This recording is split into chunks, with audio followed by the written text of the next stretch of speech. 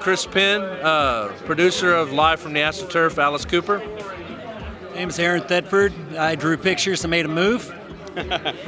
Steve Gaddis, director and editor sometimes. It's been really great. I mean, it's played in Bogota, Colombia, Madrid, Spain. We're going to London. We're going to Los Angeles.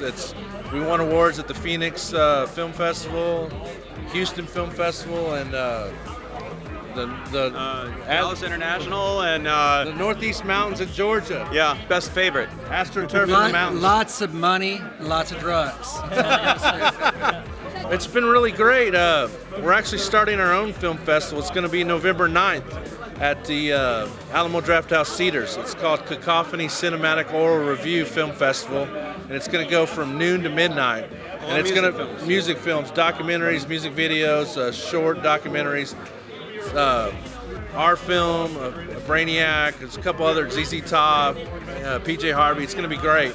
So that's November 9th. So we kind of learned the ropes of doing these film festivals, and you know, we saw a void that we wanted to try to fill, like, because music documentaries are kind of their own thing, and it's real popular right now. So I mean, there's the Linda Ronstadt documentaries doing real well in the theaters, and the Motown Hitsville on Showtime's great. I mean, the great thing about them, you learn about bands you didn't know about, and that's what I think our film's great. Like, you don't have to like Alice Cooper, but by the end of it, you like Alice Cooper, and it's kind of like a Rocky story. Like, oh, that guy he put his mind to it and he did it. So that's kind of what we're getting out of the film festival. We're getting good audience reaction, so it's great to see it play in front of people.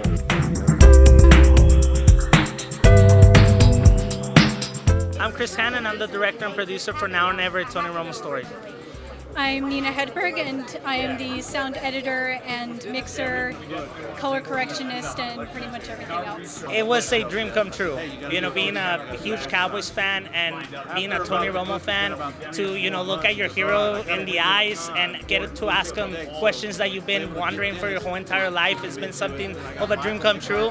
And with that comes, you know, the fact that the research and the amount of work that we had to put on into getting him to trust us, you know, two people that right now live in El Paso, Texas, that's trying to build a company and careers for themselves, and to say, hey, we're little fish, but we love your life so much and we want to give justice to who you are as a person. And for him to have done that, it's just something of a dream come true to, you know, say you made your first feature on somebody that you've looked up to your entire life. Yeah, and honestly, it was amazing to tell the story of such a prolific person in general, not just a football player, but someone who has had such an impact in his community back in Burlington, in his current community of Dallas, and just all over the world in terms of leading by example, in terms of being a great human being and contributing. And it's an honor, honestly. We actually had a whole outline prior to interviewing, so we had our questions for each phase of the film that we wanted, but it really is until you have it all. When you go into the editing room, you really don't know what it's going to be morphed into because you don't have an actual script. The project changed so much from the beginning. Originally, we had no idea if we were even going to be able to interview Tony himself. And so Chris still wanted to make a movie about Tony, and so he was like, well, how can we make this work with what we have? And as we kept getting more and more interviews with different people, we got closer and closer. We got more material to make an even better story, Yeah, that was really, like, we started without even Tony Romo. So we had interviewed like 10 people in Burlington before we even got to Tony. And it was when all those people loved what we were doing and they really saw that this was a film about more than just the guy that played for the Cowboys. It was about the community and the town and who makes this person who he is today. And they're the ones who said, hey, this kid from El Paso is making this film on you. And he was like, what? And it was then when we were invited to his camp about 2.5 years ago that we got to meet the man himself. And from there, you know, the fact that we still kind of had a structure before we interviewed Tony, we were, you know, that's something that you just as a filmmaker, as an artist, you just kind of have to put out there to the universe, you know, like, I don't know when it's going to happen, but I got to be ready for it. And we both were, and, you know, we're very just super grateful to Tony Romo and his family for giving us that opportunity.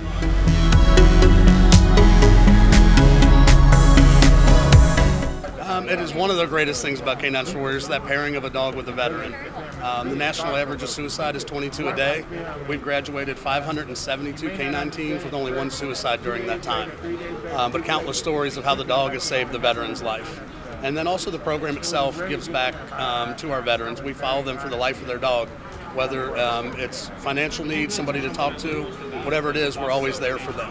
A lot more awareness about the program, obviously. A couple of the people that are in the film, some of the graduates of the program, have been introduced to a lot of great people and things in their lives that they can go on and continue to do what they're doing back in school and things of that nature. So it's not only benefiting Canines for Warriors, it's benefiting the veterans that were in the film as well, and the ones that weren't in the film. So people know what we're doing. Sorry, take a look at him. His name is Lincoln. Stay. Lincoln, I think, is in there a couple times, but Reagan, my retired service dog, was with me full time and he was in training. Our future looks bright. We have a lot of support for Canines for Warriors. Who doesn't like rescue dogs and veterans? We're saving dogs around the country to be part of this program and saving the veterans. So I don't want to say that the whole program sells itself because we got a lot of work behind it, but we also have a great avenue to help our veterans into their recovery, and using those shelter and rescue dogs is just a bonus. One thing we're doing is we're expanding westward.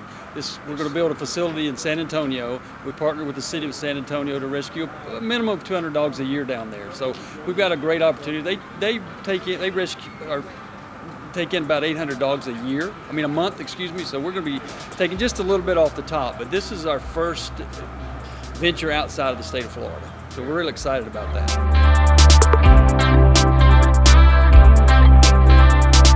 I'm Greg Schroeder from This World Won't Break. Donnie Gilliland, This World Won't Break. Yeah, it just seems like it's hard to keep up with. Just like, we're going to Australia, we're going to Nashville. It's pretty awesome. It's kind of overwhelming. We started out very small and not really having an idea of what was going to happen with it, and now it's just taking on its life of its own, I guess. I'm looking forward to this. I really wasn't expecting it to ever happen, so I'm pretty excited.